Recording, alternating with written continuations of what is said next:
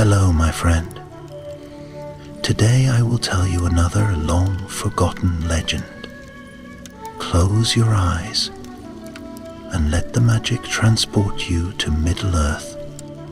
Our journey begins.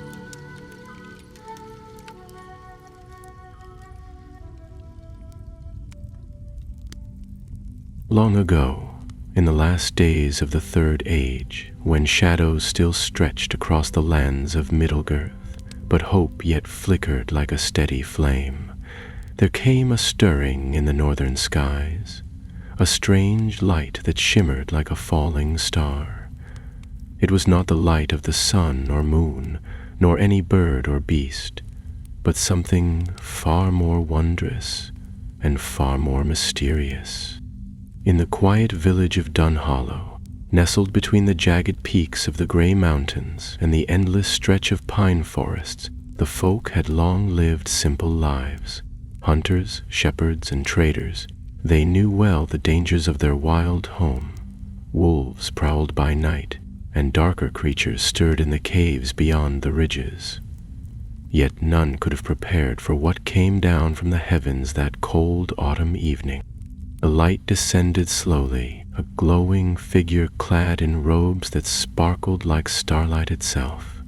She moved with grace, as if she did not touch the earth but floated just above it. Her hair was the color of silver moonbeams, and her eyes shone deep blue, like the very skies from which she came. The villagers whispered among themselves, some fearing a spirit, others a witch, for the tales of old spoke of such beings, those who came from the west, from beyond the seas where the stars were born. This stranger was Eowyn, a name whispered only by the wind. She was no ordinary witch, nor any woman of Middle-earth. Eowyn was of the Maiar, the lesser Ainur, immortal beings who had once dwelt with the Valar in the Undying Lands. But unlike her kin who had remained in the west, she had come into the mortal world for a purpose both grave and secret. Long ago, before the rise of Sauron's darkness, a great crystal had been crafted by the elves of Eregion, a gem filled with the light and power of the stars themselves. It was said to hold the strength to heal lands blighted by shadow and to kindle courage in the hearts of the weary. But this crystal was lost, stolen in the chaos of war, hidden away in the wilds beyond the Grey Mountains. Eowyn had come to retrieve it. The village folk gathered around the clearing where she had gently landed, wary but curious. Among them was Thorin, a scout of the dwarves from the nearby halls of the Iron Hills, his keen eyes sharp beneath a mane of chestnut hair. Beside him stood Arlen, a ranger of the north, dressed in green and brown with the quiet patience of one who knew the forest as a friend and foe alike. And close to the edge of the crowd lingered Luthien, an elf scholar from the woodland realms, her slender fingers clutching a book of ancient lore. The three had been drawn to Dunhollow by rumors of the strange visitor and the flicker of an old legend stirring anew. Eowyn spoke to them, her voice a melody carried on the wind, neither commanding nor pleading, but simply stating her need. "The crystal of Eregion must be found," she said, "for dark hands seek it to bring ruin once more. Will you aid me in this quest?" The three exchanged glances. Each bore scars of battles fought, losses mourned, and hopes yet unfulfilled. Together they nodded. Thus began a journey into the wild, under skies heavy with stars and the weight of unseen eyes. They would face dangers not only of beast and shadow, but of betrayal and ancient enmity. And through it all, the mystery of the witch who came down from the heavens would unfold. Her true nature, her purpose, and the fate of the crystal that might yet change the course of Middle-earth. But for now the night was young, and the fire crackled bright. Tomorrow the road would call, and with it the first steps of an adventure none would forget. The morning after Irwin's arrival broke cold and gray, with mist curling low among the pines. The wind sighed through the trees like a voice half forgotten, and the hush of the forest was broken only by the crunch of boots on frost-crusted leaves. Inside the taproom of the Silver Antler Inn, the villagers whispered nervously over their mugs, stealing glances toward the back corner where the witch sat beside the fire, speaking in hushed tones with her 3 new companions. There was little ceremony to their departure. Those who dared come near merely watched, offering no blessing nor farewell. Dunhollow had always been a cautious place, shaped by the harshness of its borderland life, and few wished to draw the gaze of powers they did not understand. Yet Thorin, Erlen, and Luthien had long since made peace with danger, and each had their reasons for setting foot upon this road. The company set out by the old trade path that wound northward into the highlands. Erwin walked at the front, never straying from the path even when the track grew faint or wound close to cliffside drop-offs. She carried no weapon, only a long staff of white wood, smooth and unadorned, which she used to guide her steps or stir fallen leaves when searching for old signs. She spoke little in those early days, answering questions with simple truth, but offering nothing unasked. It was Arlen who first dared speak of what they all wondered. As they made camp beneath a cluster of ancient beeches, firelight dancing on their faces, he cleared his throat and asked, "You came from the sky. Are you of the Astari, like the Grey Pilgrim and the others?" Erwin looked into the flames. For a moment she said nothing, and the crackle of wood filled the silence. Then she replied, her voice low and steady, "I am not of the order of wizards. They came in another time by another path. I am Maya, of the same kind, but I came alone and not by the will of the Valar." Luthien's brow furrowed. "Then why come at all? You said the crystal must be found. What makes it so important now, after all these years?" "The power it holds," Eowyn said, "is waking. I felt its light stir across the sea. Someone has touched it, someone who should not have." That night, sleep came slowly to the camp, and the dreams of each traveler were uneasy. Thorin muttered in his sleep, clutching his axe. Luthien woke once with a start, her eyes scanning the trees as though seeing something far away. Even Arlen, whose rest was usually deep and calm, dreamed of shadows crawling over snow-covered peaks. Only Erwin sat still by the dying fire, her eyes reflecting the stars above.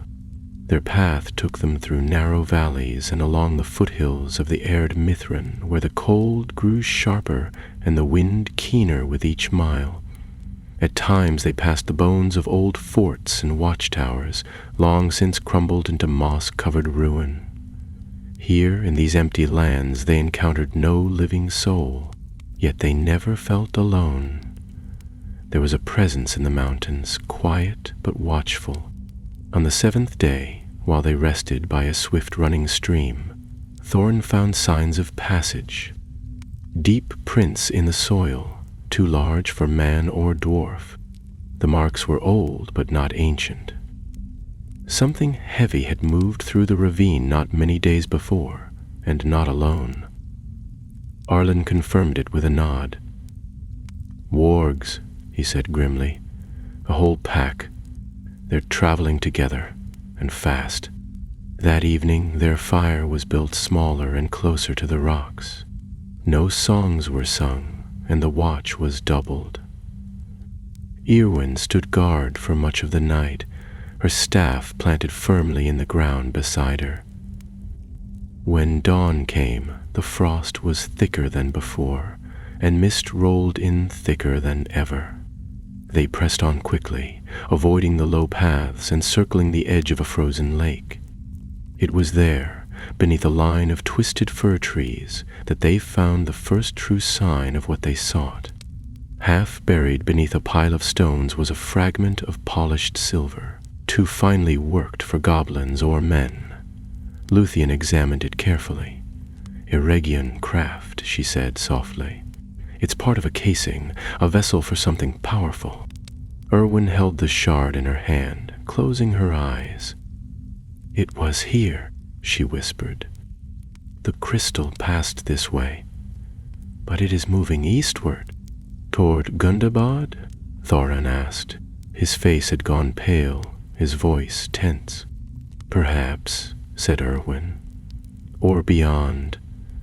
The one who holds it now is cloaked in shadow." That night they were attacked. The wargs came silently. No howling, no growling, only the sound of claws on stone and snow. They fell upon the camp in the middle of the second watch, snapping and snarling, their eyes burning with hate. Arlen loosed arrows into the dark while Thorin met them with axe and shield.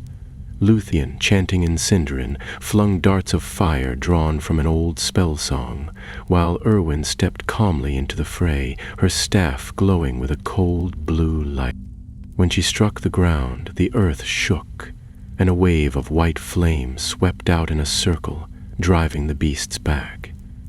2 fell dead, scorched to the bone. The others, yelping in pain and confusion, scattered into the night. It was over in minutes, but the message was clear. "They're hunting us," Erlen said, breathing hard. "Not just roaming." Erwin's face was unreadable. "Not wargs alone. Someone is driving them." There was no more rest that night. As the fire burned low and the darkness crept once more into the corners of the wood, they knew the journey ahead would not be a race against time. It would be a hunt, with predator and prey trading places, and danger waiting with every turn of the trail. And far to the east, hidden in a fortress of blackened stone, something stirred.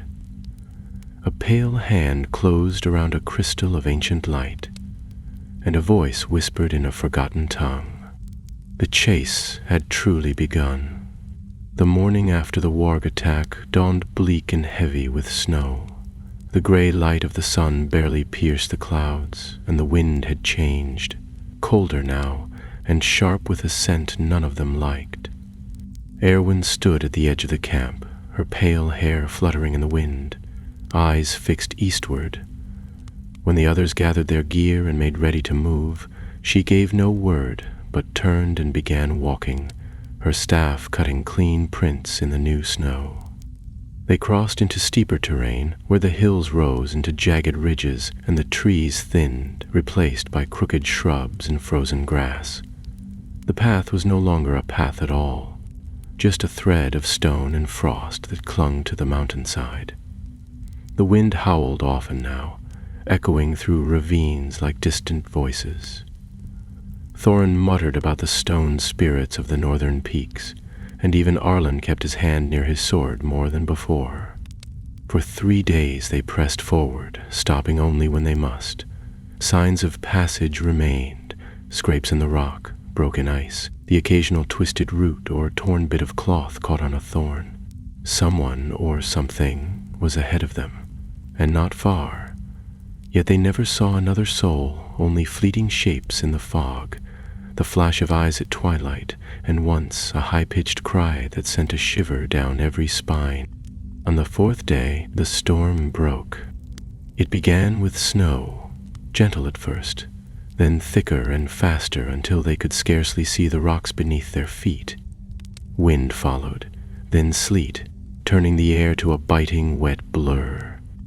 They were forced to seek shelter in a hollow beneath an overhang of dark stone, where Luthien lit a fire with trembling hands, and Thorin slammed the butts of his boots to shake off the ice.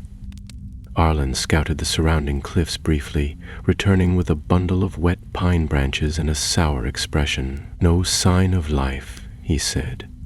"But the tracks we've followed are gone now, buried under the storm." Erwin knelt by the fire, her eyes closed as if listening to something deep within the mountain. Her voice, when she finally spoke, was calm and certain. "The one who carries the crystal is not far, but he has turned aside. He is not going to Gundabad, not yet." "Where then?" Luthien asked, brushing snow from her cloak. Erwin's gaze lifted slowly. "There is a fortress, hidden, old, older than memory.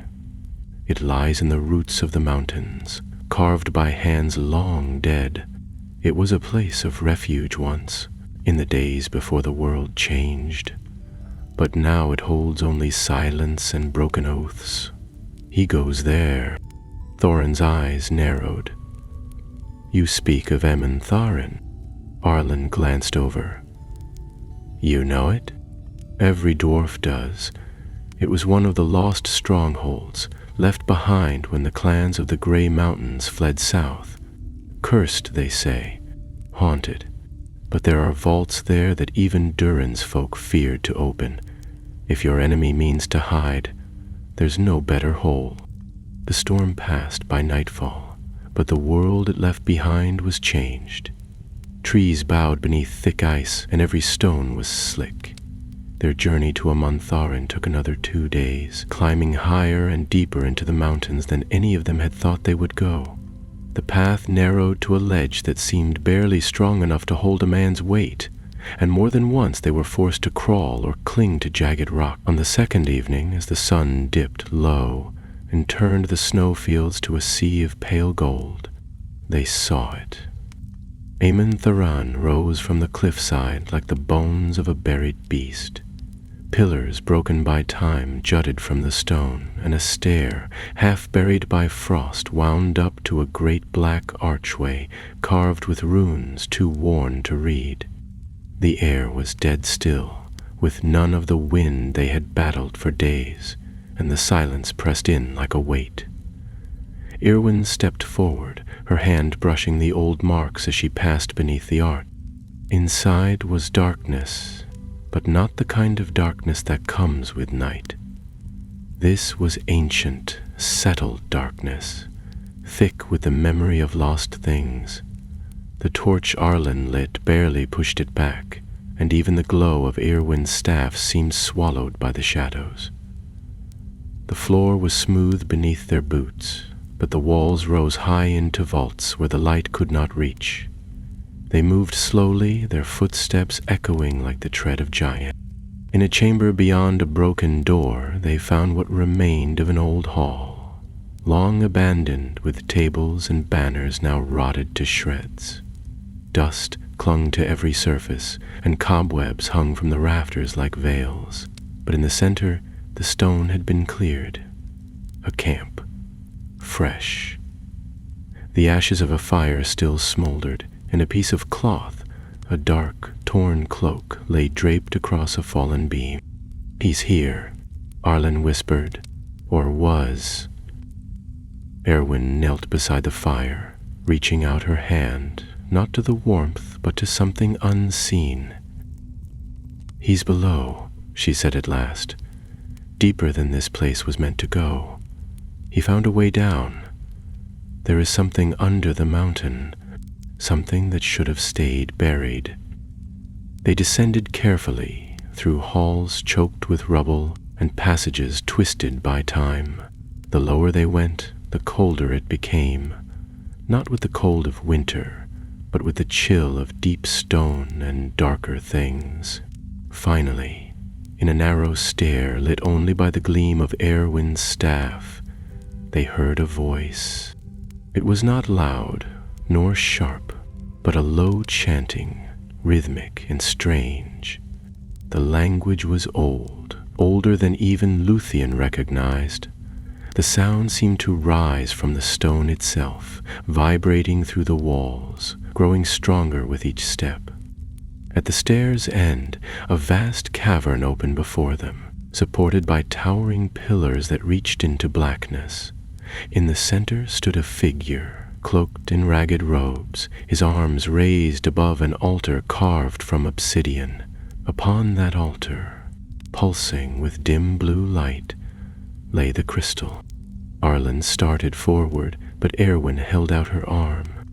"Wait," she said. "That is no man." Even as the words left her lips, the figure turned. Its face was pale, but not with the pallor of illness.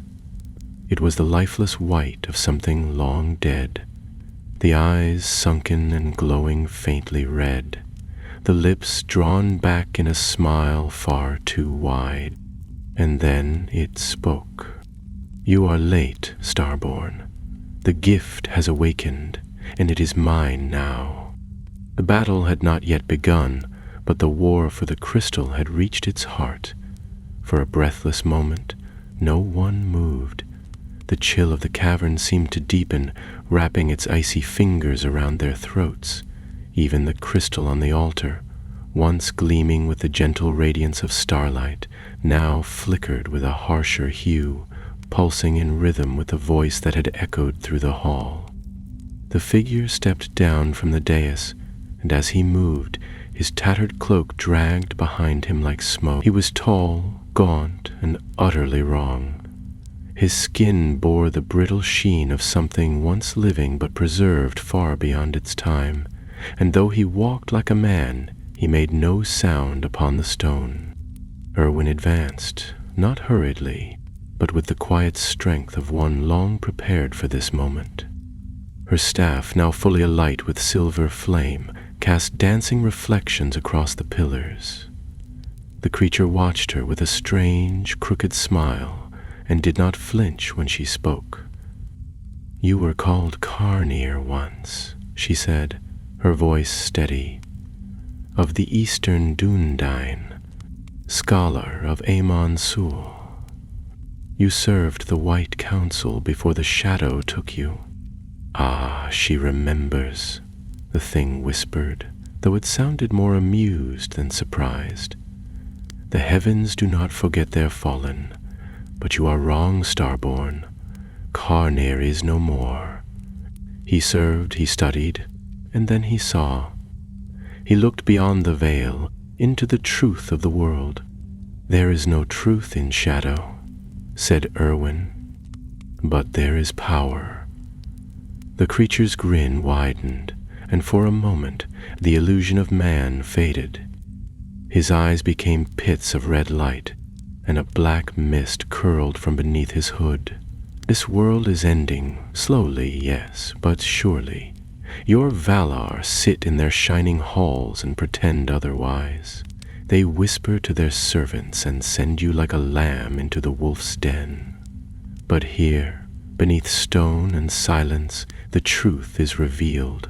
The light that binds the crystal, it is older than the elves, older even than the stars. It obeys only strength now. You cannot claim it," said Luthien, who had stepped forward, her hand wrapped around a pendant of white ashwood. "That crystal was born of Aragian's grace and the hope of the Eldar. It was never meant for hands such as yours. Yet here it lies," Carnir said, turning his gaze upon her. "Not in the towers of Imladris, nor in the vaults of Lorien, but here, in the deep. Why do you think it was lost so long? Because it knew where it belonged. The light grows dim in your world, and the shadows call louder than ever before." With a cry, Thorin lifted his axe and sprang forward. The creature turned, robes billowing like wings, and the light from the crystal flared. A wave of force erupted from the altar, flinging the dwarf back against a pillar. He groaned, but pushed himself up, blood trickling from his brow. Arlen raised his bow, loosing 2 arrows in quick succession. Both struck, but instead of piercing flesh, they vanished into a swirl of smoke. Carnir's form shimmered, becoming less real, more shadow than man. Erwin moved then, raising her staff and slamming it down. A ring of white flame burst outward, pushing back the dark. Carnir hissed and recoiled, but his hands came up in a twisting gesture, and the ground beneath them cracked. Stone split, and tendrils of black smoke burst forth, clawing at their feet. The crystal pulsed once more, stronger this time, and the chamber trembled. "He's using the crystal to anchor his spirit," Irwin called out. "We must separate him from it. Quickly." Luthien sprinted left, her elven grace barely disturbed by the uneven floor. She drew from her satchel a thin vial of shimmering water, uncorked it, and cast the contents in a high arc toward the altar. The water turned to mist mid-air and passed over the crystal like a silken veil. The light dimmed briefly, and Carnir shrieked, a terrible, raw sound that rang through the caverns and shook dust from the ceiling. Arlen closed the distance, sword drawn, eyes focused. His blade was old, forged in the North Kingdom, etched with runes of warding, and as it met Carnir's shadowed form, it flared silver. The creature screamed again, and this time it bled. Smoke poured from its wound, but it staggered backward, arms raised in fury. Black flame coiled around its fingers, and bolts of shadow flew toward the ranger, who rolled aside just in time. One blast struck the pillar behind him, and it crumbled in a roar of stone and dust. Thorin rose with a snarl, hefting his axe. "No more tricks, ghost." He charged with all the might of his kin, his voice rising in an old dwarven war cry. Carnir raised a hand to strike, but too late. The axe met flesh, or what remained of it, and bit deep. Carnir staggered again, weakened, faltering. "No!" Irwin shouted. The words thick with utter. She stepped forward, both hands on her staff, and whispered a word none of them understood. Light burst from her, brighter than before, a torrent of starfire that surrounded the crystal and rose like a shield. Carnir cried out, rushing forward, arms outstretched, but as he touched the barrier, his form shattered. First in wisps, then in shards of black light, until nothing remained but a scream echoing into silence. The crystal lay still. Silence fell over the chamber, heavy and strange. The stone stopped trembling. The air cleared. The altar cracked down the center, and a soft light spilled across the floor, no longer pulsing, no longer angry, just steady and gentle. Thorin leaned against his axe, breathing heavily. Arlen lowered his blade. Luthien dropped to one knee beside the crystal, whispering a soft song of healing, and Irwin approached the broken altar with quiet steps. She knelt, placing her hand over the crystal. For a moment she was still. Then she looked up. "It is not whole," she said, her voice weary. "The shadow has left its mark. It can no longer be hidden. The light has been touched by darkness. Can it still be used?" Arlen asked, stepping closer. "Yes," Irwen replied, "but its power is no longer pure. It will not heal without cost, and there will be those who feel it stirring and come seeking." The others exchanged uneasy glances. "This was no end," said Luthien, looking toward the darkness beyond the cavern. "Only the beginning." Erwin rose, lifting the crystal in both hands. Its light danced across her face, casting shadows in the hollows of her cheeks. "Then we must not falter. If the enemy knows it lives, he will come. We must leave this place and find safety while we still can." They made no camp that night, nor did they speak as they climbed back toward the surface. The darkness behind them felt thicker, though no longer chasing. The enemy had been struck a blow, but the silence that followed was not peace. It was the breath drawn before a louder storm. And far away, in lands untouched by snow, a black wing passed across the moon. The wind was crueler on their return. It tore through the mountain passes with sharp teeth, dragging snow across the stones in twisting spirals. The path from Amon Thurin was harder to trace now than it had been on the way in. The storm had reshaped the land, covering signs of travel and erasing every print they left behind. It felt as though the mountain was trying to keep them, to bury what had passed beneath it and silence all memory. Yet they pressed on without complaint. Erwin walked at the head of the group, as she always did, though she moved more slowly now. The crystal was wrapped in a length of cloth, hidden away in her satchel, but even shielded, its presence could be felt. Luthien claimed she could hear it humming softly when the world was quiet enough, a faint music beneath her thoughts. Thorin kept glancing over his shoulder, as if half expecting some pale hand to emerge from the snow and drag them back to the cavern below. Arlen remained silent, his eyes ever on the horizon where dark clouds gathered again. For 3 days they descended through the peaks, choosing narrow paths and forgotten trails. They avoided the old roads, knowing they were likely being watched. Ravens followed them now, never in great numbers, but always 1 or 2, circling high above or perched silently on crooked trees. On the second night, as they camped in a thicket of wind-warped pines, Arlen shot one from the sky. It burst into black smoke before it hit the ground. "Crebain," he said grimly, tossing the bow aside and returning to the fire. "Spies of the enemy. They've been watching since we left the fortress. If they know we have the crystal, they won't stop hunting us," Luthien said. She stirred the fire with a branch, sending up a swirl of sparks.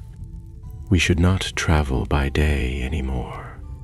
"We won't," Irwin replied, "but even in darkness they will find us unless we move fast. I must reach the tower of Eiluen before the full moon. There are wards there, old ones. They may hold, if nothing stronger has yet been sent." Thorin scratched his beard. "I've heard of that place, hidden fortress of the Star Watchers. I thought it was a legend." "It is more than legend," said Erwin. "It lies across the plains of Eredien, far south of here.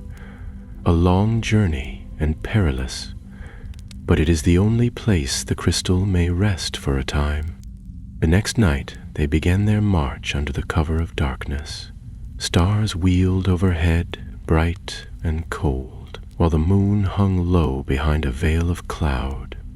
They left the mountains behind and entered the forests of northern Rhovanion, a tangled land of black trees and mossy ruins where few dared to linger.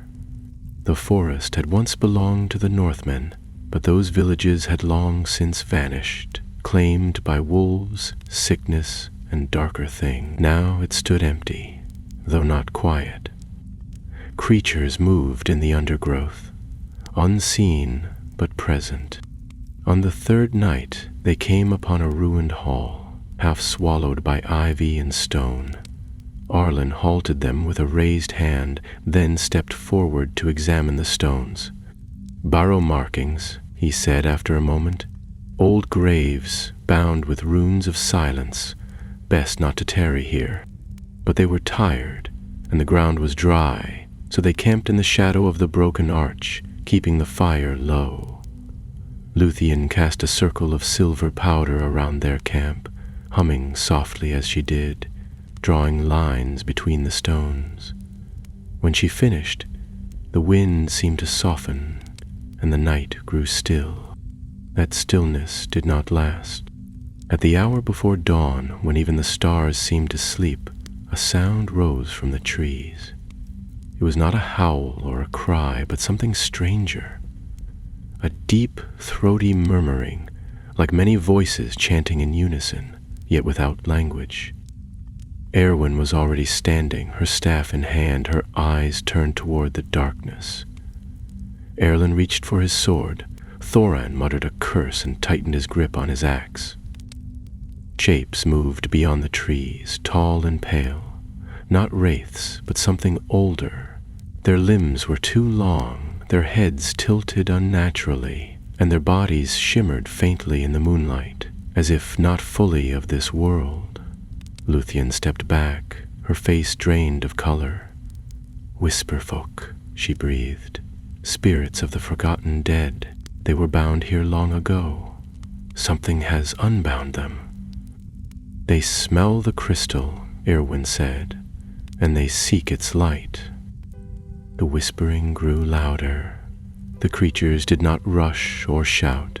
They simply moved closer, step by step, a tide of silence and murmurs. Erwin raised her staff, and a wall of silver light flared up around the camp. The whisperfolk stopped short, their faces twisted in strange confusion.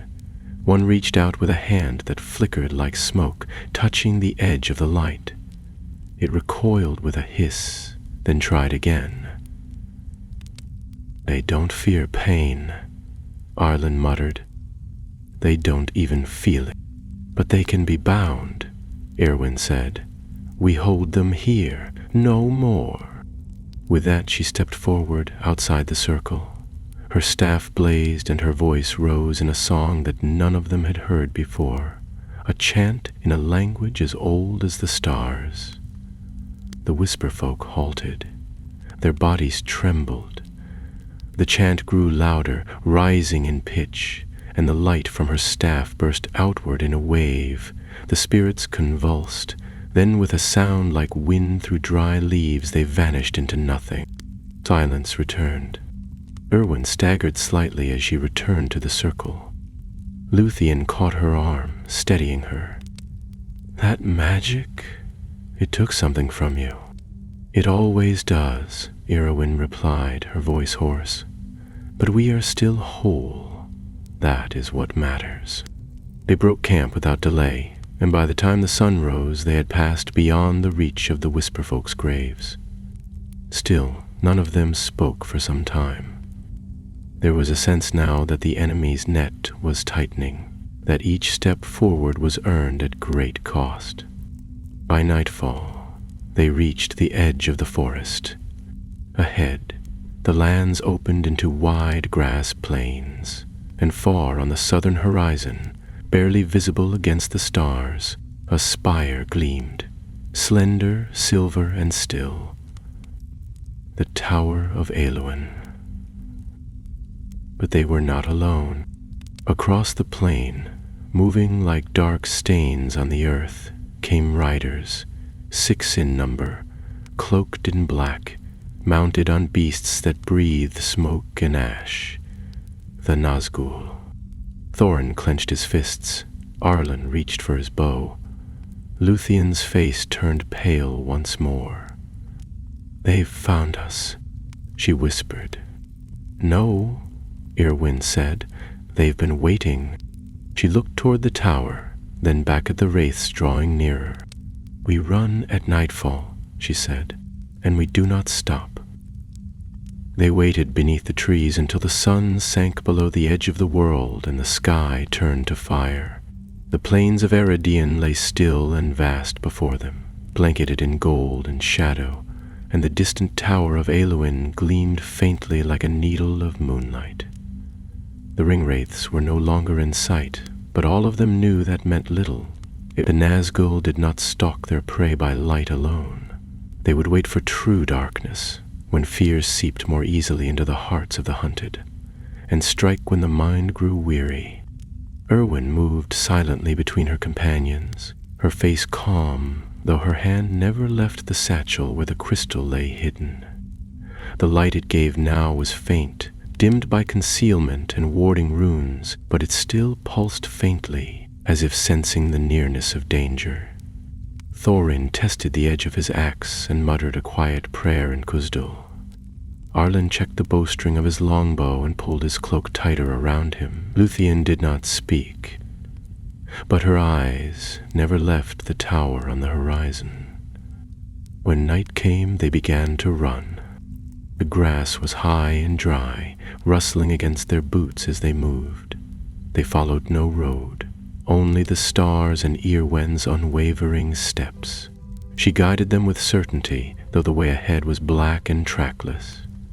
The Tower of Eluin remained their goal, and each heartbeat carried them nearer, yet the weight of pursuit grew heavier with every mile. Behind them, faint at first but growing clearer, came the sound of hooves on soil and the shriek of something that no living thing should utter. Harlan turned his head once. They're closing fast, not just one. I damn well know what I carry, Eowyn said, her voice calm. They will not let us reach the tower. Not if they can stop us. Then we'll stop them, said Thorin, eyes gleaming. Let them try. But they all knew better. The Nazgul were not enemies to be bested in open fight, not by mortals, not without great cost. The first of them appeared near midnight. He rode alone, a dark figure against the moonlit grass, his mount snorting black vapor, eyes glowing dim red. He did not raise a sword, nor speak, but simply pointed toward them, and at once a chill passed through the air like the breath of winter. The grass browned beneath the horse's hooves, and the stars above seemed to dim. Luthien faltered, gasping as though the air had thickened into ice. Thorin growled, gripping his axe, and Arlen loosed an arrow toward the wraith's chest. The arrow struck, but did not pierce. It passed through the black robes as if through mist, and vanished into the night. He's not real, Arlen muttered. Or not whole? No, Eowyn said, but his power is. She raised her staff and spoke a word of command. The crystal pulsed in response, and a wall of silver light flared up before them. The wraith's horse reared, shrieking, then turned aside, vanishing into the dark. But the cry it left behind echoed, and it was answered. Far across the fields, from more voices, more riders. The others were coming. They ran on. The plain seemed endless now, each stretch of ground harder than the last.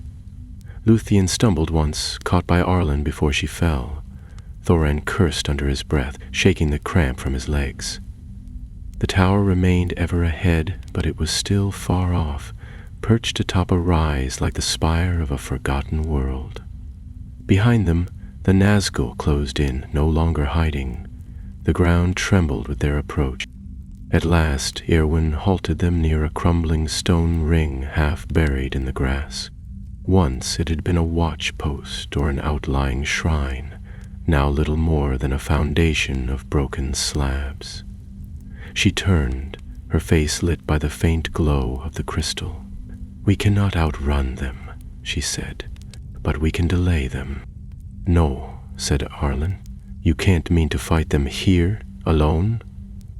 They are drawn to me. To this, she placed a hand over the satchel. If I stay behind, they will not pursue you, not at once. You must reach the tower. Deliver this crystal to the guardians of Eowyn. Place it in the Hall of Binding. Only there will its light be safe. I won't leave you, Luthien said fiercely. You must, Eowyn replied. The crystal is more important than I am. The light within it, if it is taken, there will be no hope left in the north. We came this far together, Thorin said, stepping beside her. We stay together. There must be another way. There is none. The wind shifted, and with it came the heavy thudding of hooves. Closer now, the air had turned bitter. The grass around them began to blacken. Erwin turned to Arlen, her voice lower, urgent. You are the swiftest. Take the crystal. Run. Do not stop until you reach the gate. The tower will know you. Speak my name. They will let you in. Arlen hesitated, jaw clenched. And if they don't, then you run farther still. He took the satchel, slipping it beneath his cloak, and nodded. Don't die here. Erwin's smile was thin. I won't make any promises. He was gone a moment later, vanishing into the tall grass. Thorin and Luthien remained, weapons drawn, flanking Erwin as she stepped into the center of the broken stone ring.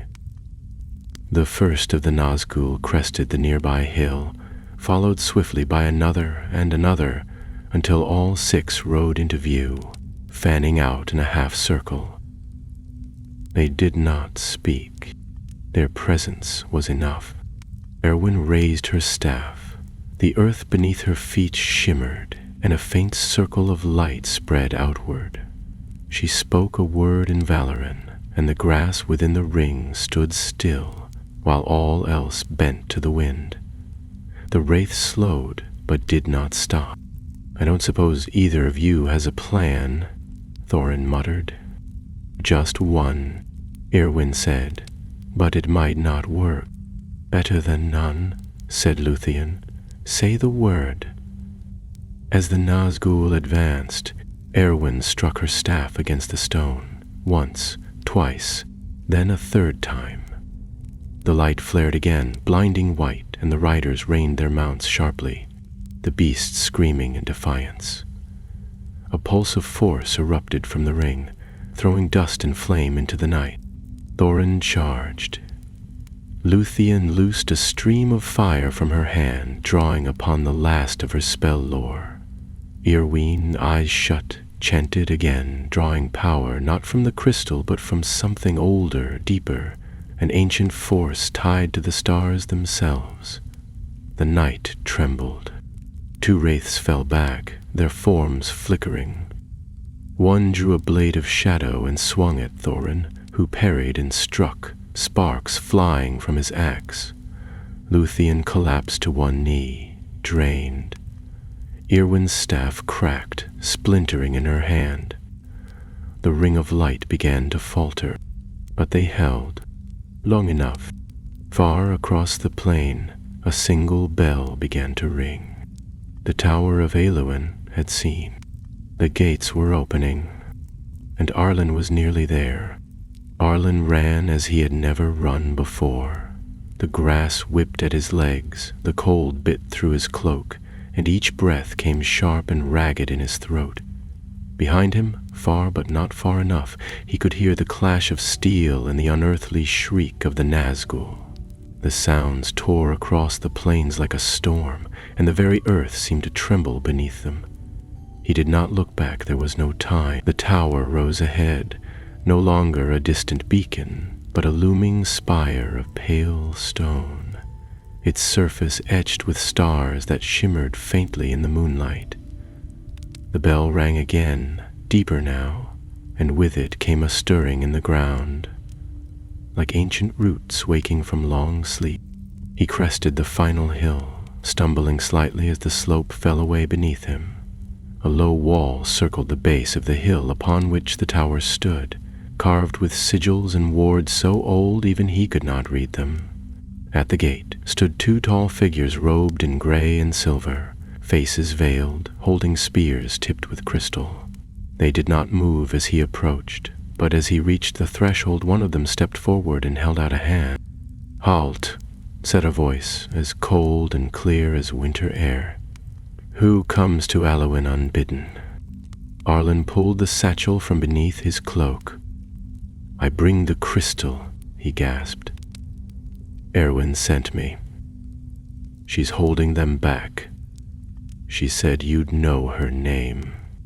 The figure lowered its spear slightly. A faint light passed between the 2 guardians, like a ripple of moonlight over still water. Then the second figure spoke. "Irwin of the West, yes, the signs have been seen." The gates opened with a soft groan, not of rust or strain, but of stone long unused. Arlen stumbled inside, nearly collapsing, and the gates shut behind him. The guardians did not follow. The interior of the tower was nothing like he expected. It was not cold stone and echoing halls, but warm, filled with the scent of lavender and old parchment. Light spilled from lanterns shaped like stars, and the air hummed faintly, like a song just beneath hearing. A woman appeared at the top of a wide staircase, her robes dark blue and lined with silver thread, her hair bound in a crown of woven crystal. "You must be Arlen," she said without greeting. "I am Merith, warden of the tower. Come, there is no time." He followed her, legs aching, vision blurring, clutching the satchel tightly. She led him through a spiral corridor and into a domed chamber high in the tower. At its center stood a dais carved with 7 circles, and in the middle of those circles, a shallow basin glowed with pale blue fire. Merith gestured and he stepped forward, setting the satchel in the basin. When she unwrapped the cloth, the crystal's light flared brighter, pure and sharp, like a star newly born. Merith touched the edge of the basin and whispered a word, and the stone beneath them shifted. The circles lit one by one, and with a sudden gust of air the light was drawn downward. The crystal sank into the basin, vanishing from sight, its glow fading with it, then silence. "It is done," she said softly. "The hall of binding is sealed." Arlen swayed.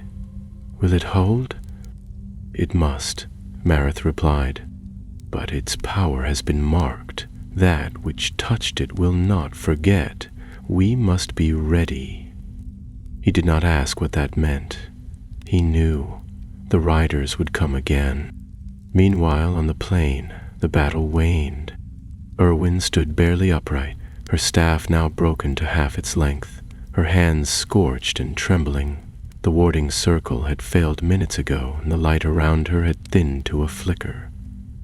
2 of the Nazgul had been driven back, their forms fading into smoke, but the others remained, wounded but relentless. Luthien lay beside her, her eyes closed, chest rising and falling with shallow breath. Thorin still fought, though he bled from a dozen cuts, his axe slick with dark ichor that hissed when it touched the earth. The wraiths circled now, slower than before, but with the certainty of hunters wearing down their prey. One of them raised a sword, curved and black, its edge smoking, and began to chant in the black tongue. Erwin straightened.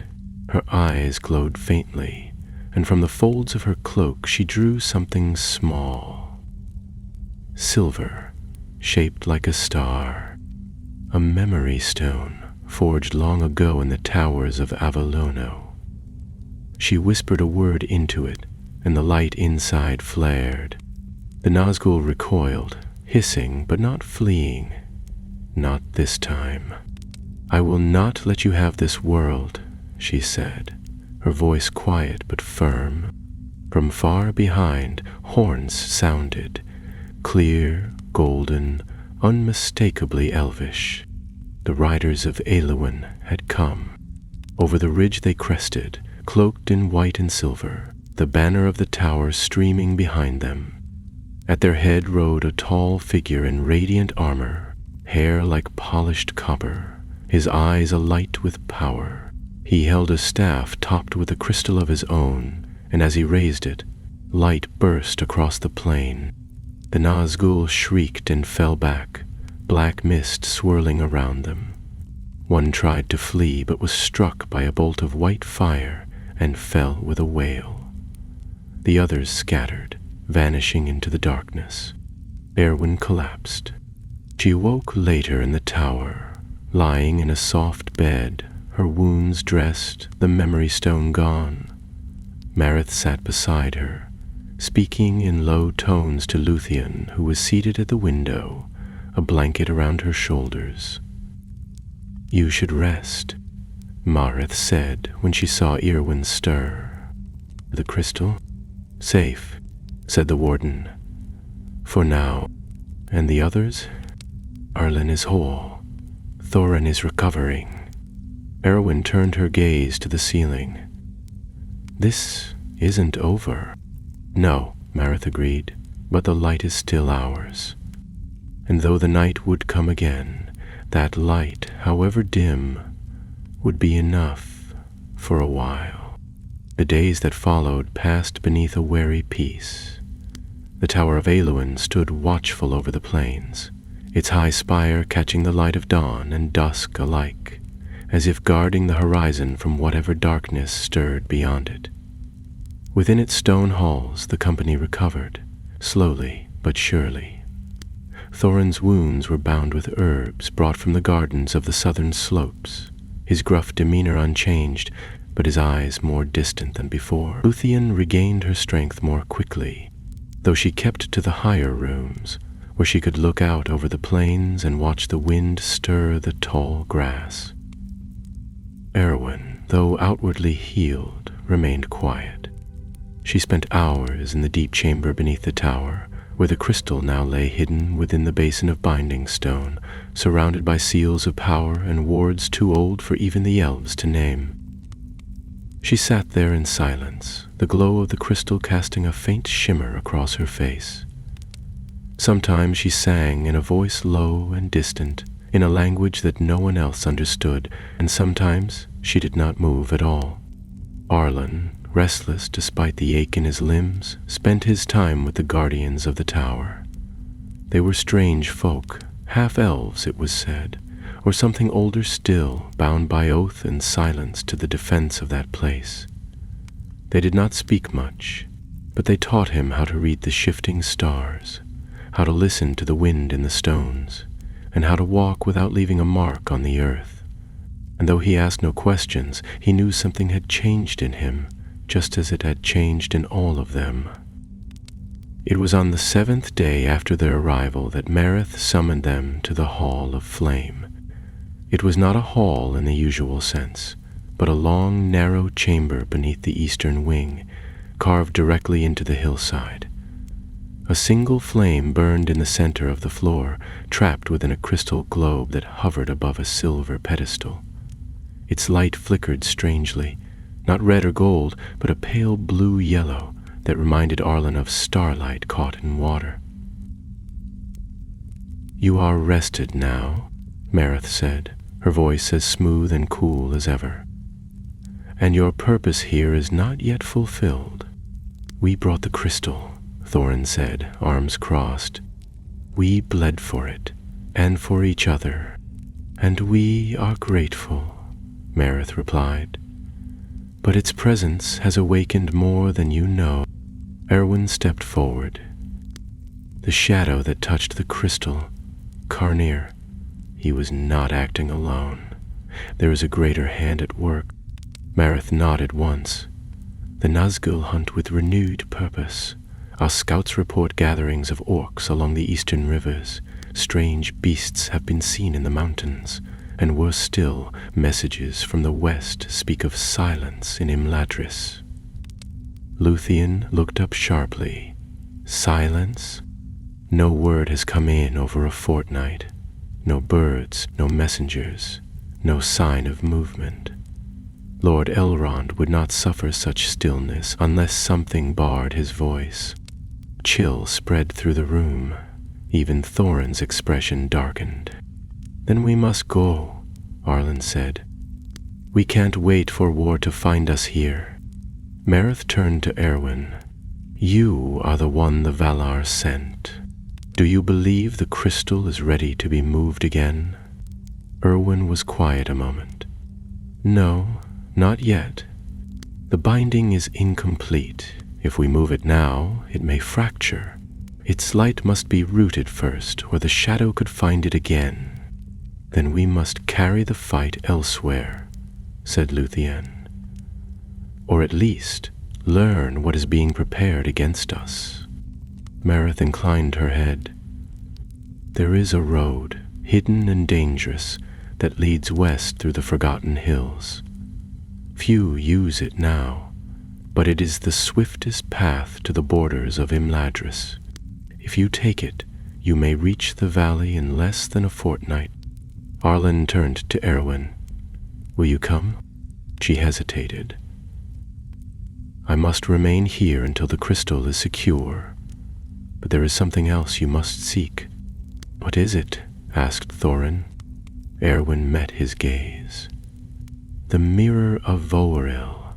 It lies in the ruins of Elendora, west of the hills, forgotten by most. It is an artifact of Númenórean craft, once used to reveal the presence of unseen power. If the shadow has touched Imladris, the mirror may show how, or where it came from. Merith stepped forward, raising her staff. The road to Elendora is more dangerous than the one to Imladris, but both must be walked if this darkness is to be understood. Arlen looked to the others. Then we split. Thorin grunted. I'll go to Elendora. Might be something there I can smash. Luthien smiled faintly. Then I'll go with Arlen. We'll find the truth at Imladris, or what remains of it. They spent that night in preparation. Supplies were packed, weapons sharpened, maps studied. The guardians of Eluin offered each of them a token, a white stone carved with the mark of the tower. It will glow if danger is near, Merith explained, and return to dark when you are safe.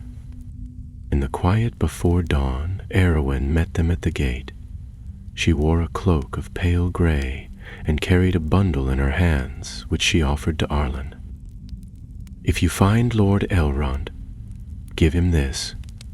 It is an emblem of trust. He will know what it means. Arlen took it without a word. To Thorin she gave a folded scrap of parchment. This bears the name of the guardian spirit of Elendora. Speak it if the mirror is bound. It may open the way. Thorin nodded. And what of you? Erwin looked toward the horizon, where the sun had just begun to rise. I will guard the light until you return. They set out in silence. The tower of Iluin receded behind them, swallowed by the tall grass and the mist of morning. Before long the path split, and with one final glance they parted, Luthien and Arlen taking the southern bend toward Imladris, and Thorin turning westward, toward the ruins of a forgotten world. None of them knew what they would find, but each step forward drew them closer to the truth and the shadow that waited beyond it. The path through the forgotten hills was narrower than any of the maps had shown. Twisting between steep ravines and overgrown gullies, it ran like a forgotten vein through the land, half swallowed by gorse and bramble. Arlen had never seen hills like these before, shaped more by old magic than by wind or time. They seemed to lean inward at times, pressing down upon the travelers like watchful eyes. Trees grew twisted. Stone walls jutted from the earth at strange angles, and every now and again they passed crumbling archways, their carvings long faded, as if the hills themselves were trying to remember something. Luthien kept close, her bow always in hand, her sharp eyes flicking from one patch of shadow to the next. They spoke little as they walked, conserving breath and words alike, but there was a kind of understanding between them that made speech unnecessary. Each step forward carried a weight now, of purpose, of memory, and of the danger they were drawing closer to with every league. On the third night, they came upon a small hollow where the trees grew thinner and the moonlight reached the forest floor. They made a fire of dry root and slept in shifts. And when it was Luthien's watch, she sat beneath a bent willow and sang softly to herself, an old melody from her childhood in Dlindan, about silver stars and lost voices. Arlen, half awake beside the fire, listened without opening his eyes. There was something about her voice, its sadness, its strength, that reminded him of home, though he hadn't set foot there in years. The next morning, the wind shifted. Arlen noticed it first. It blew from the west, cold and sharp, bearing with it the faint scent of ash. Luthien smelled it too and went still. They climbed the next ridge more quickly, and when they reached the top, the land fell away before them in a long, sloping valley. What should have been green was gray. Trees stood blackened, their leaves gone, and the ground below them was scorched. The valley of Imladris had not been burned to ruin, but something had passed through it, something ancient and cruel. Smoke still rose in places, thin and lazy, and the river that wound through the trees shimmered with an oily sheen. Luthien pressed a hand to her mouth. "No," she whispered. "This isn't right." "Imladris is hidden," said Arlen, scanning the valley. "It can't be seen from here, not unless the wards have fallen." She turned to him, her voice tight. "If the valley is unguarded, and the enemy has come this close, then Elrond may be—" "We don't know that," he cut in quickly, "but we'll find out." They descended into the valley, keeping to the edge of the tree line, careful not to leave signs behind. The deeper they went, the colder it grew, though the sky above remained bright. There was no song of birds, no rustle of small creatures in the underbrush. Only silence, and that scent of ash. As they passed a broken cairn near the river, Luthien knelt and traced her fingers over the stones. They were old, worn smooth by wind and rain, but recent tracks marred the earth around them. Deep prints, too wide for men, and clawed. "They've been here," she said. "Orcs." Arlen looked ahead. "But not many. A scouting party, maybe." They moved more cautiously after that, and before long they saw the first spires of Imladris through the trees. What should have been golden rooftops and towers veiled in mist now stood stark against the sky, exposed. The enchantments that once protected the valley were gone. The bridge over the river was broken at one end. Its stones crumbled into the current, and the banners that had once flown from the great hall were missing. They crept closer. Inside the walls, the great courtyard stood empty. Trees that had once bloomed with white flowers were stripped bare, and the central fountain had gone dry. Statues of elven kings and heroes still lined the path, but even these were chipped, some knocked from their pedestals. The wind moved through the halls like a stranger, and nothing greeted them but dust. Then a sound broke the stillness, faint but unmistakable. A footstep. They ducked behind one of the fallen columns, weapons drawn, eyes straining. Another step. A shape moved between the shadows of the hall, not tall and not armored. It moved with care, as though expecting danger. Arlen rose, blade in hand. "Hold," he called softly. The figure froze. "Come forward," said Luthien. "We're not foes." The figure stepped into the light and revealed a face neither of them had expected to see. It was a boy, barely more than 16 by the look of him, dressed in travel-stained robes, his face pale beneath a mop of black hair. His eyes were sharp, green as the moss beneath the river stones, and when he spoke, his voice was hoarse but clear. "You came from the east?" "We did," Arlen said, lowering his sword. "You're no servant of the enemy." "No," the boy said quickly. "I'm Merrin, apprentice to Lord Elrond, or I was." "What happened here?" Luthien asked. Merrin looked down. "They came a fortnight past. Not an army, just one. A shadow in the shape of a man. He broke the wards like they were nothing. Lord Elrond faced him in the Hall of Stars. I saw the light through the doors, blue and gold, then black." Arlen felt a knot form in his chest. "Is he dead?" "I don't know," said the boy. "I ran when the hall fell silent. I've been hiding since. I thought no one would come."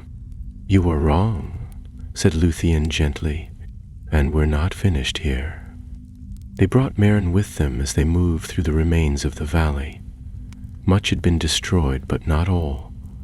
The Hall of Stars still stood, though its great doors were scorched and partially collapsed. Within lay silence, deep and thick, broken only by the slow drip of water from somewhere above. They stepped over the threshold together, Merrin gripping Arlen's arm. In the center of the hall stood the mirror of sky glass, a great disk of enchanted crystal that reflected not the ceiling above, but the sky itself. It was cracked down the middle, but there, beside it, was a sword. Elrond's. Luthien bent to lift it and closed her eyes. "There's still warmth here," she said. "He's not dead, not yet." Merrin pointed to the far wall, where a mark had been scorched into the stone. Not a letter, but a shape. An eye, surrounded by broken rings. "I saw that symbol before," he whispered. "In the fire." In his voice, Arlen's jaw tightened. "Then the eye is watching again." They had found Imladris. But what they had uncovered was not the end of the journey, only a deeper beginning. West of the Tower of Eowyn, beyond the hills that sloped like folding waves into the empty wild, the land grew colder and stranger. Here the trees did not whisper in the wind, but stood silent and still, as if listening. The road, such as it was, narrowed to a broken trail of moss-covered stones and half-buried posts, the remains of a forgotten path once used by Númenorian envoys when the old kingdoms still spoke to one another across leagues of green. Now, it belonged to the quiet, and to Thorin. The dwarf moved steadily, his steps deliberate but not slow. His axe rested across his back, and though his limbs still ached from the battle on the plains, he paid them no mind. He had endured worse. What troubled him more than his wounds was the silence. No birds sang here, no beasts stirred in the underbrush. Even the wind avoided the hollow spaces between the stones. It was on the 4th morning of his journey that he came upon the ruins. They did not rise like proud towers or grand halls, but emerged from the earth like bones of a long-buried beast. Arches and columns half-sunken, stairways that led nowhere, and walls slanted and crumbling. Moss and lichen clung to everything, but beneath the overgrowth Thorin could see the fine work of master craftsmen. The stones had once been smooth, engraved with silver lines and sun-marked banners. Now only fragments remained. This was Elendora. He stepped through a low arch, ducking beneath a curtain of ivy, and entered what had once been a courtyard. A dry fountain lay at its center, cracked down the middle, and the air smelled faintly of damp stone and old metal. Something about the place set the hairs on his arms bristling. Not danger exactly, but an awareness of old things watching from behind the stone. He did not linger. Urwin had told him where to go. Through a narrow corridor that had once been flanked with statues, now only feet in broken stumps, he reached a doorway almost entirely hidden by root and rock. It had no handle, no hinges, only a circular recess carved into the wall at shoulder height. Thorin pulled the parchment from his cloak and unfolded it. Upon it was a single word written in Tengwar script, delicate and flowing. He cleared his throat, hesitated, then spoke the word aloud. Laumeldo. For a moment, nothing happened. Then the stone groaned. Lines of light traced the circle, spreading like veins into the door, which shimmered once before dissolving into mist. A stairway yawned beyond, sloping steeply into the ground. The air that came from it was cool but dry, untouched by the decay of the forest above. Torch in hand, Thorin descended. The walls of the tunnel were lined with carved reliefs, faded but still clear enough to reveal what this place had once been, a hall of records, or perhaps a place of testing. Scenes of ancient kings, ships sailing across great seas, and stars falling from the sky played out along the corridor. At last he reached a circular chamber at the bottom, where 7 tall mirrors stood in a circle, each framed with runes of silver and set upon a base of black stone. This was the Hall of Vorel.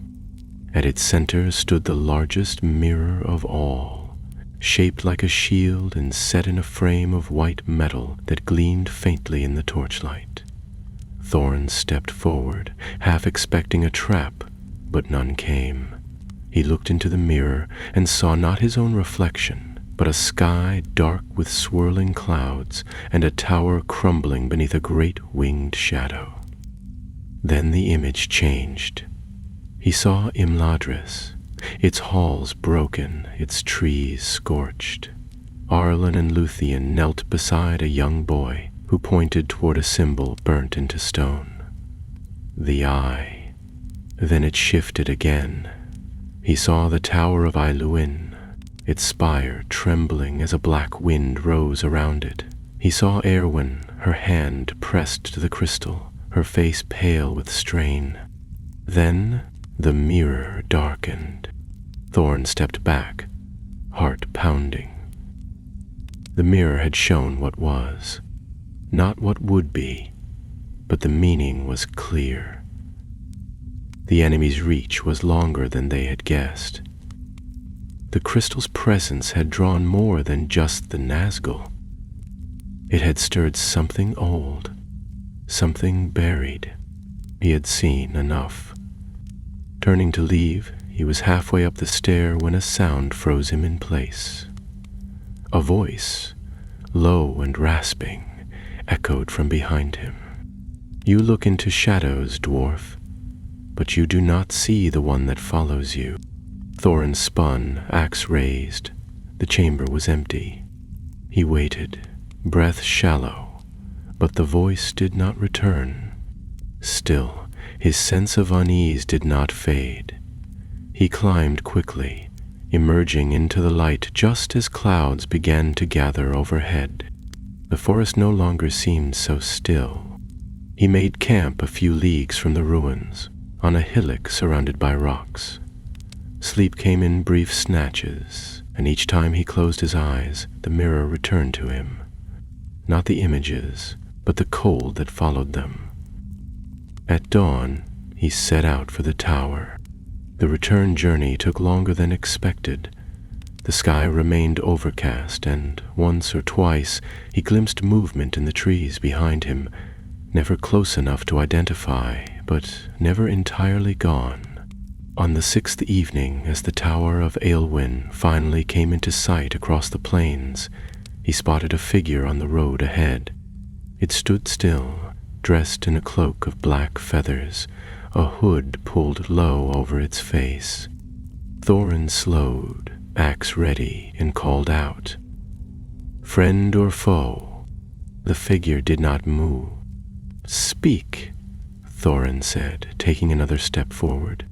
Then the figure lifted its head. Its face was not flesh, but mask, pale, smooth, and blank, save for 2 black holes where the eyes should be. A sound came from it, not a word, but a long, low exhale, like wind drawn through a hollow reed. Thorin braced himself, but the figure turned and vanished into the tall grass. He reached the tower before nightfall. Marith awaited him at the gate, flanked by 2 guardians. She looked at him closely as he approached. "You've seen something." He nodded, handing her the parchment and recounting what he had found in the Hall of Vorel. The mirror showed visions, not prophecy, truth. Imladris has fallen. Something darker stirs behind all this, and something followed me from Elendora. Marith took a slow breath. "Then we're running out of time." Thorin frowned. "The wards on the tower, they'll hold, won't they?" Marith didn't answer immediately. Then she said, "We have prepared for armies, for siege, not for the return of what was buried beneath the world." The tower of Aelwyn stood quiet in the hours before dawn, its high spire cloaked in mist and the silver banners unmoving in the still air. Yet within its walls, the stillness was deceptive. Merith moved swiftly between chambers, her robes whispering over stone as she passed from one warded threshold to the next, checking each sigil, reinforcing the runes, strengthening the barriers that ringed the hall of binding. The crystal had begun to stir again. Its light, once gentle and pale, now pulsed faintly with a rhythm not its own. Though the basin still held it fast, and the 7 circles surrounding it remained whole, there was a tension in the air, as if something pressed against the tower's unseen walls, searching for a crack, a weakness, any thread of unguarded magic through which it might enter. Thorin watched from a window in one of the upper chambers, arms crossed tightly over his chest. He had been given a new cloak, warmer than the one he had worn from the ruins, and his wounds had been tended, but he could not rest. The figure he had seen on the road, the mask, the silence, the strange exhale, it lingered in his thoughts like a thorn beneath the skin. He had faced orcs and wargs, trolls and worse, but that presence had been unlike any he had known, and now, as the tower creaked softly in the wind, he felt sure it had not been a dream. Erwin stood alone in the Hall of Flame, her hands pressed to the mirror stone set within the dais. She had barely spoken since Thoran's return. Her mind was elsewhere, listening not to the voices in the tower, but to those that moved beneath the world.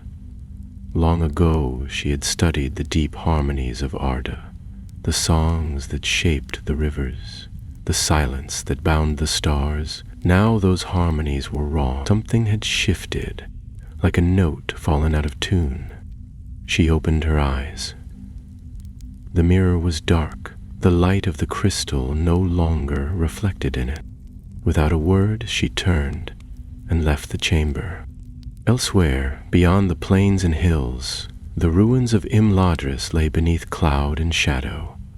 The courtyard stones were cold with frost, though no winter had come, and the branches of the white trees cracked softly in the breeze. Arlen stood near the broken bridge, scanning the edges of the forest. Mirren sat nearby, still clutching Elrond's sword, the blade wrapped in cloth to preserve its sheen. Luthien paced behind them, whispering softly to herself as she reviewed the words from one of the old songs that had come to her in the night. Lines she barely remembered from a scroll her father had once read aloud beneath the trees of Lindon.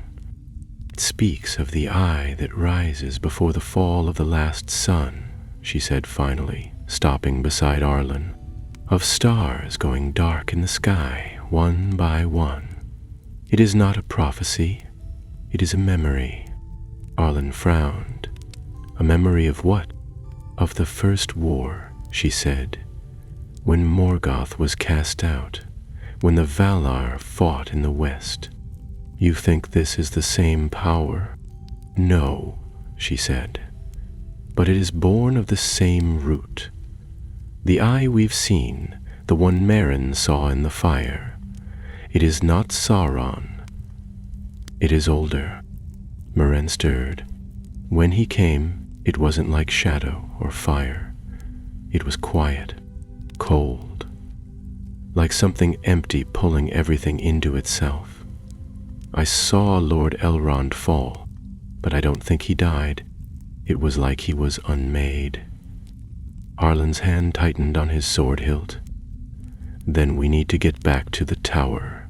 If this thing has touched the crystal, it has, said Luthien. I can feel it, and if it breaks through the wards. She didn't finish. She didn't need to.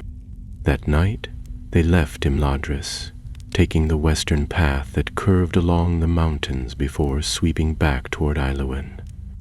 They traveled quickly, sleeping only when they must, and even then only for moments at a time. The land was uneasy now. The stars were dimmer, and strange lights flickered on the horizon. Once, in the distance, they heard the cry of a fell beast, and all three dropped flat to the earth as a shadow passed high above, silent and vast-winged. The world was changing. By the 5th day, the tower was in sight. Arlen and Luthien slowed as they approached, and Merrin lagged behind, wide-eyed. The plains around the tower shimmered faintly, as if the very air had thickened. Above the spire, clouds circled in a wide ring, motionless and gray. At the gates, the guardians waited, spears crossed. When they saw Arlen, one stepped aside and raised his hand. "You are expected." Inside, the tower was quiet. The silver lanterns burned low, and the air smelled of salt and ash. Maret met them in the Hall of Stars. Her expression was tight, though her voice remained calm. "The crystal has been whispering. We have tried to decipher it, but the voice is not of this world."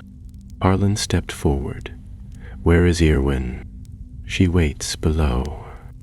In the Hall of Binding, they found her. The crystal was brighter now, its light no longer gentle. It pulsed in slow waves, like the breathing of something immense. Lines of runes shimmered along the stone floor, but they were straining. One was already cracked, and another flickered like a torch in wind. Erwin knelt beside it, eyes closed, hands pressed to the stone. She did not look up when they entered. "It found us," she said. "The eye is not a servant. It is a remnant, a wound in the world that never closed. When the Valar cast down Morgoth, they did not destroy his will. They scattered it. And this is one shard of that will." Luthien stepped to the edge of the circle. "Can it be stopped?" Erwin opened her eyes, and they were gray with fatigue. "No, but it can be sealed again. The crystal can hold it if we bind it to a living will strong enough to bear it." "You mean to carry it yourself?" Alan said quietly. "I was sent for this," she answered, "and the time has come." Merith entered behind them. "Then we must act quickly. The wards will not last another day." Erwin rose, her legs trembling slightly, and approached the basin. The crystal flared as she came near, as if recognizing her. She placed her hand upon it. A sound rang out, soft and deep, like a bell struck far below the earth.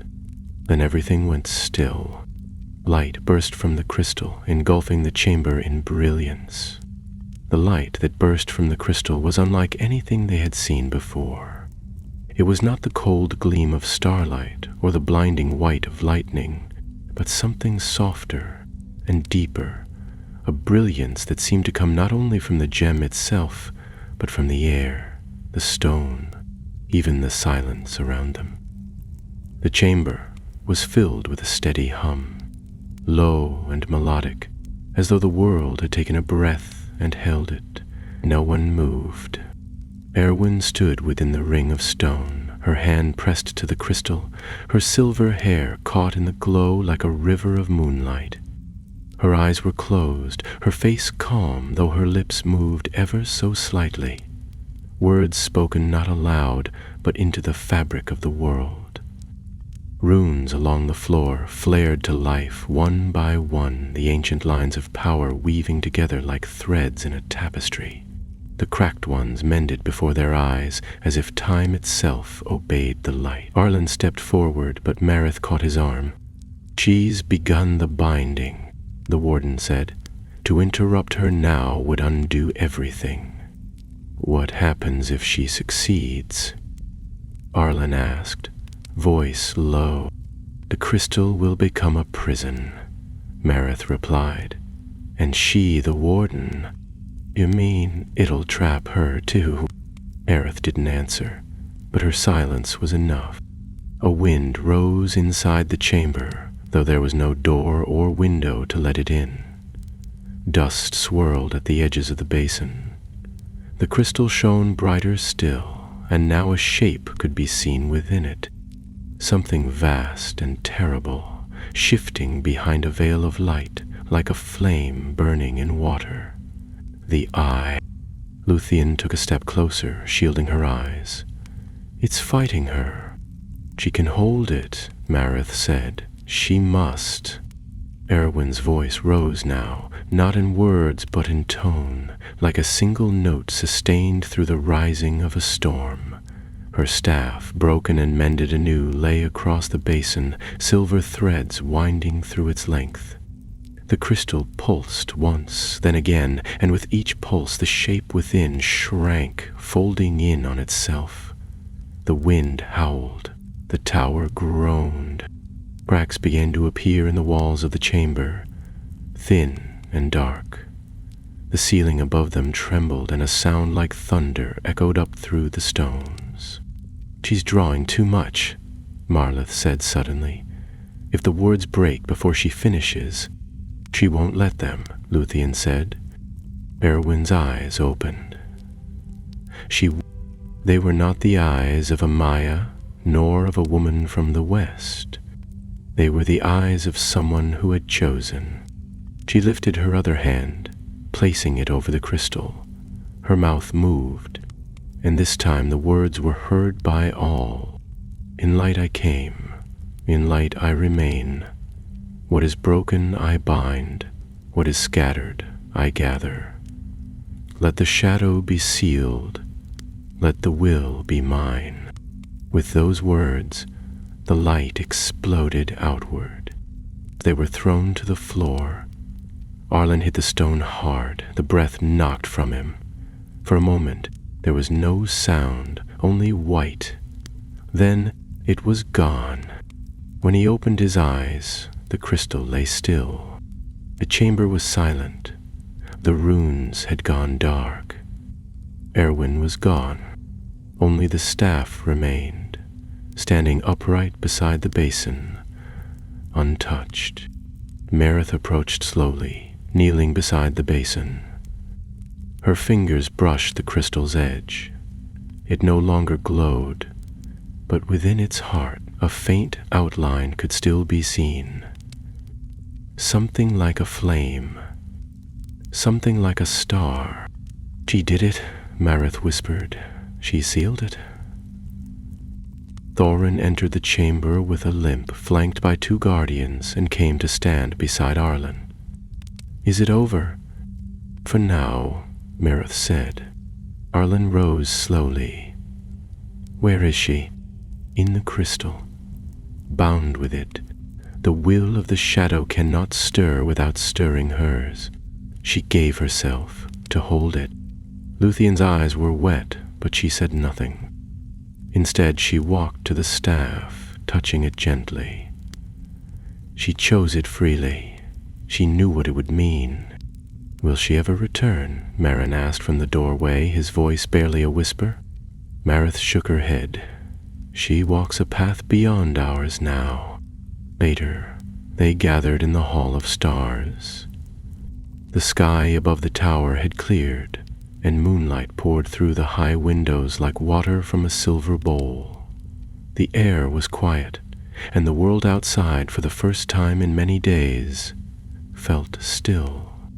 Arlen sat with Luthien on the outer steps, watching the plains. "She was sent here for this," he said after a long time. "Yes," said Luthien, "but she wasn't sent to do it alone.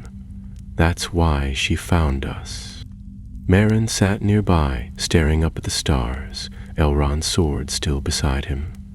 "What now?" Thorin stretched his back, wincing. "Now we rebuild, or prepare. The shadow's not gone, just locked away. And we guard it," said Arlen, "as long as we must." High in the tower, Marith placed the crystal in a new vessel, one made of steel and glass, ringed in 7 bands of white gold.